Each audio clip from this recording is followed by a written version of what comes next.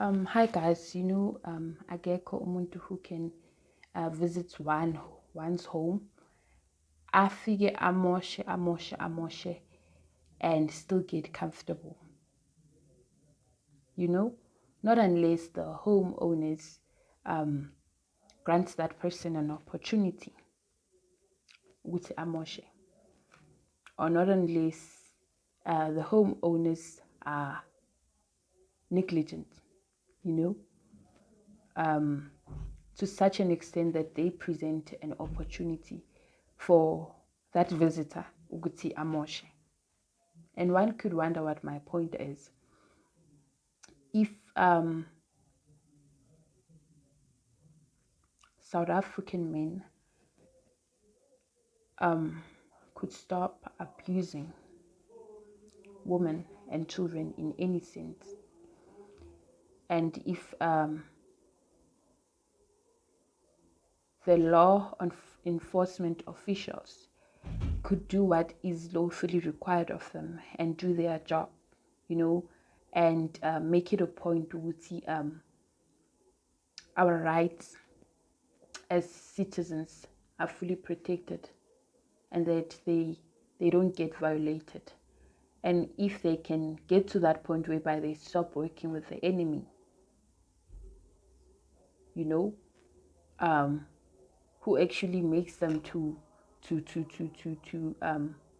go against what they vowed to do when they took umsebenzi wabo as amaphoyisa, as a minister of Ntontoni, as judges, lawyers, and whatever nje. A lot could change.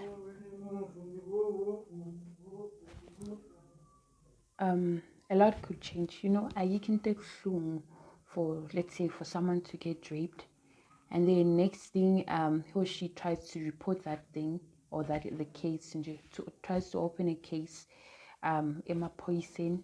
Next thing, the perpetrator doesn't even get arrested, or the perpetrator just gets to spend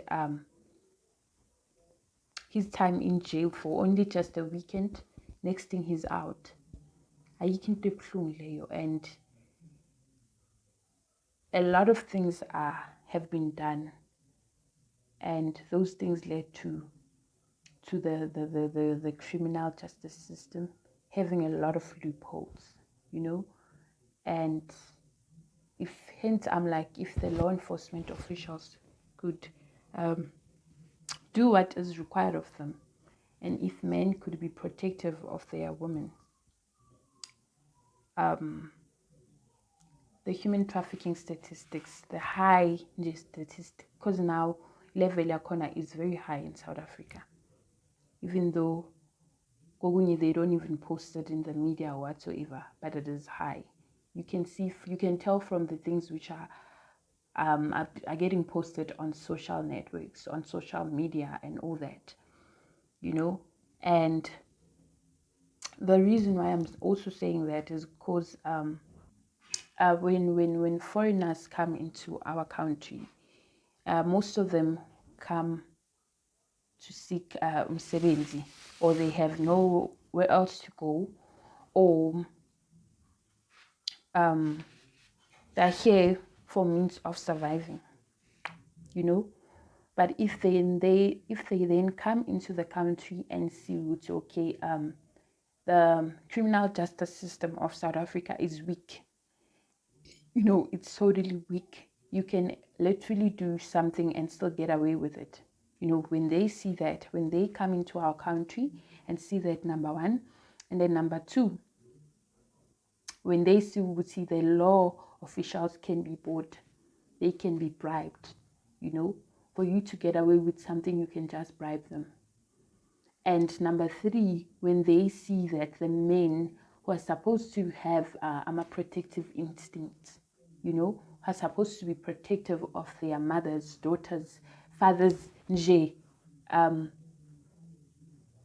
the males who are supposed to be protective of the females, abananda banabo, they they literally don't care. They don't respect them. Instead, they are the ones who take advantage of them. They abuse them, they kill them, they do all those things. Then who are these foreigners not to take advantage of us and get to that point whereby they're like, you know what, we can push this whole thing of human trafficking in South Africa because they've got all these factors, which can work to their advantage. If we are honest, if these people came into a country where they could see with you, um, um, the law enforcers try by all means to protect the citizens of South Africa, you know, and there are laws. They've even like enforced certain laws which make it a point to see once one violates one's rights, um, there's going to be severe punishment, you know. And once they see Gutio, the men in South Africa, they don't play.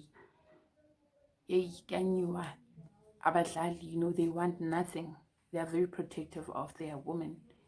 Guys, inamba bangaka, human trafficking, kidnapping, abduction, you name it. Bizobangaka.